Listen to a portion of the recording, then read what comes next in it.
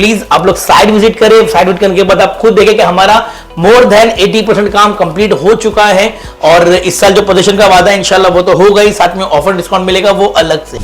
और अगर देखना पड़ेगा इंशाल्लाह आप लोगों को, तो पिकअप एंड ड्रॉप फ्री है हमारा।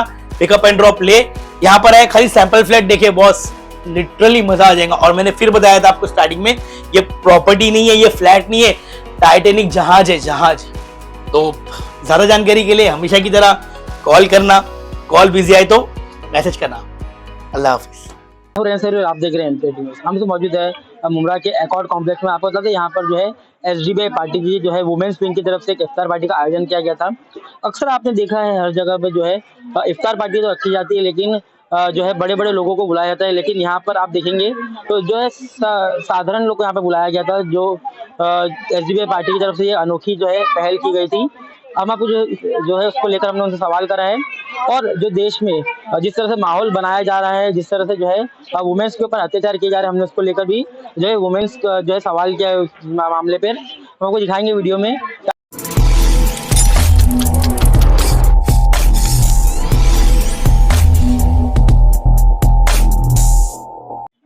आज आपने दारुल के पास इफ्तार पार्टी रखी थी, क्या जानकारी दोगे? जी, हमने वुमेन इंडिया मूवमेंट की तरफ से आज इफ्तार पार्टी ऑर्गेनाइज की थी लेडीज़ के लिए। वुमेन इंडिया मूवमेंट ये एसडीपीआई की पॉलिटिकल फीमेल विंग है। वुमेन इंडिया मूवमेंट जो है वुमेन एम्पावरमेंट का काम करती है और इंडिया में ये अभी 16 स्टेट्स में एक्टिवली काम कर रही है। देखा गया है काफ़ी महिलाएं जो है घर पे ही बैठी रहती है, उनको जो है पॉलिटिकल कोई नॉलेज नहीं रहता है, तो कुछ संदेश वगैरह आपने दिए थे यहाँ से? जी, उसीलिए हमने हमने अवेयरनेस कैंपेन चलाया है। वो तो अभी कैंपेन का टाइम तो ओवर हो गया है। आज भी हमने अवेयरनेस दी है लोगों को कि औरतें आमतौर पे उनमें सियासी बेदारी नहीं होती है, उन्हें अपने वोट्स की अहमियत नहीं पता होती है। हमने लोगों को यही बताया है कि 50% पॉपुलेशन फीमेल्स की है और उनमें 50% को पार्लियामेंट में रिप्रेजेंट करने के लिए सिर्फ 15% फीमेल्स हैं।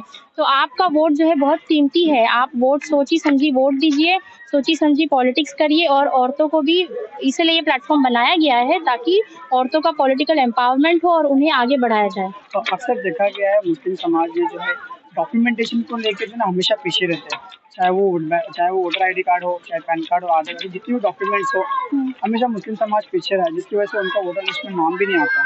क्या मैसेज दोगे उन सभी लोगों को?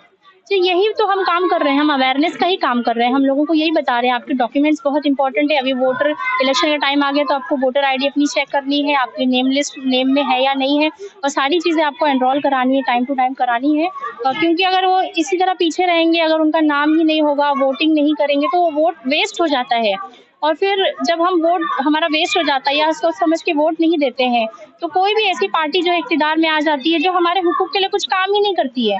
तो हमें भी ऐसी पार्टी को तक़वियत पहुंचानी है, ऐसी पार्टी को आगे बढ़ाना है जो हमारे हुकूक के लिए काम करे।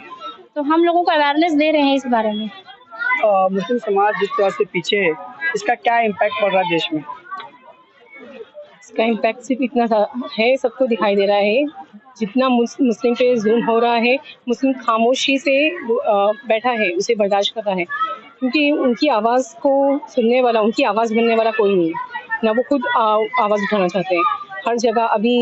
हर जगह मुसलमान को दबाया जा रहा है, डराया जा रहा है, बस धर्म के नाम पे उस पर जुल्म करा जा रहा है। मुसलमान बिल्कुल भी होश में आने के लिए तैयार नहीं है, वो जुल्म बर्दाश्त कर रहा है। उसे लगता है इससे ही वो इनकलाब ले आएगा, ऐसे ही वो बर्दाश्त कर लेगा तो वो समाज में चेंजेस ला सकता है, पर ऐसा नहीं है। आपने भी चीज़ें देखी होगी, तमाम चीज़ें सोशल मीडिया पे चल रही है कि सरकार की दावत जो है हर जगह हो रही है जी, चाहे वो नॉन मुस्लिम हो, चाहे वो मुस्लिम, हर कोई धर्म के लोग जो है इफ्तार पार्टी रख रहे हैं जी। लेकिन ये रमजान का जब त्योहार जब खत्म हो जाता है तो उसके बाद ये लोग आपस में एक दूसरे से लड़ने के लिए लगते हैं। क्या वजह रही होगी आपके हिसाब से?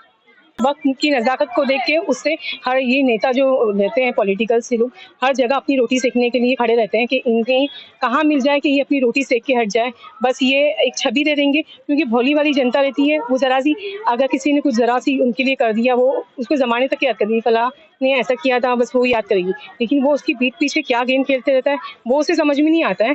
जैसे कि अभी हमारे ही शहर में देखिए, मतलब पूरे शहर वालों को लॉलीपॉप दिया जाता है छोटी छोटी बातों पे, और ये बेवकूफ़ हमारी भोली भाली महिलाएं जो भी है सब सारे, इसमें जेंट्स भी आएंगे, तो जेंट्स इसमें कौन से बहुत ज़्यादा होशियार है जो यहाँ पर इतना सब कुछ हो गया, लेकिन जेंट्स ने आज तक किसने आवाज़ उठाया? बस ये लोग एक खेकड़े की तरह एक दूसरे की पैर खींचने के पीछे पड़ जाते हैं कि वो करा तो मैं इसको खींच के नीचे लूँ, वो करा तो मैं इसको खींच।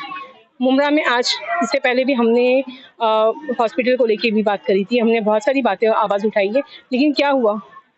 हमने आवाज़ उठाई लेकिन उसके आगे कुछ हुआ? कुछ नहीं हो पाया, क्योंकि यहाँ की जो सरकार है ये अपनी चलाना चाहती है। तो हम ऐसी सरकार बनाना चाहते हैं कि हम ऐसी सरकार आए कि जो हमारी आवाज़ बने। एक आखिरी सवाल रहेगा, जैसे कि रूलिंग पार्टी का एक नारा है, सबका विकास, सबका साथ, सबका विकास, और ये सारी चीज़ों के बीच में जो है हमेशा देखा है कि सबसे ज़्यादा अत्याचार हुआ है वो महिलाओं पे हुआ है। दलित की जात हो, चाहे वो मुस्लिम हो, चाहे अन्य समाज हो, सबसे पहली चीज़ ह्यूमैनिटी है। ह्यूमैनिटी देखा जाए तो वो ख़त्म होती हुई दिख रही है। आपके हिसाब से रूलिंग पार्टी को क्या करना चाहिए जिससे महिलाओं में जो अत्याचार हो रहा है वो कम हो जाए?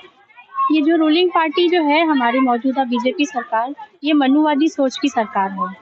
ये कहते तो है सबका साथ सबका विकास, लेकिन ये इसे मानते नहीं, ये सिर्फ जुमलाबाजी है। ये मनुवादी सोच के हैं और इनके नज़दीक जो है औरत वैसे ही एक हकीर चीज़ होती है। ये औरतों को इम्पोर्टेंस नहीं देते हैं, इसीलिए ये औरतों के खिलाफ जो क्राइम्स और जो जुल्म होते हैं उनके खिलाफ ये ऐसे स्ट्रिक्ट एक्शन नहीं लेते हैं, फास्ट ट्रैक कोर्ट सेट नहीं करते हैं, इमीडिएट एक्शंस नहीं लेते हैं कि जिससे जो कल्प्रिट है उसे फौरी तौर पे सज़ा मिले और उन लोगों का माइंडसेट चेंज हो। क्योंकि ये औरतों को इम्पोर्टेंस देने वाली सरकार नहीं है।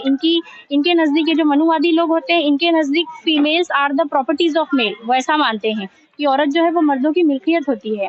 तो इनके नज़दीक इम्पोर्टेंट है ही नहीं औरत, इसीलिए ये उनको तकलीफ पहुंचाने वाला कोई काम नहीं करते, कोई ऐसी पॉलिसीज नहीं लाते जिनसे वुमेन का एम्पावरमेंट हो। इसलिए तो हमें सरकार को बदलना है। अच्छा, एक आखिरी सवाल रहेगा, जैसे कि अभी आपने एक बयान दे रहे थे आप धर्म के ऊपर, मतलब जो लव ट्रैप जो चल रहा है, अक्सर देखा गया है कि अगर मुस्लिम समाज की लड़कियां अगर धर्म परिवर्तन कर लेती है तो कोई कानून नहीं है, लेकिन वही अगर कोई लड़की यहाँ पर आ जाती है तो उसके ऊपर अलग अलग क्लॉसेस लगा दिया जाता है, अलग अलग चीज़ें बातें की जाती है, अलग अलग चीज़ों से एंगल से उनको जोड़ा जाता है। तो आप लोग वो सारी चीज़ों को देखते हुए किस तरह से आप काम करोगे? हम लोग सोसाइटी में इसी नुक्ते नज़र से काम कर रहे हैं कि अपने जो है ख़वातीन में, औरतों में अवेयरनेस लाए कि ये एक ट्रैप चल रहा है, ट्रैप एक जाल बिछाया गया है, इसमें आपको जो है वर्गला कर और आपको जो है अपनी ट्रैक से हटाया जा रहा है। तो हम उनके जो है माइंडसेट को चेंज करने के लिए और उनके प्रोग्रेस के लिए काम कर रहे हैं।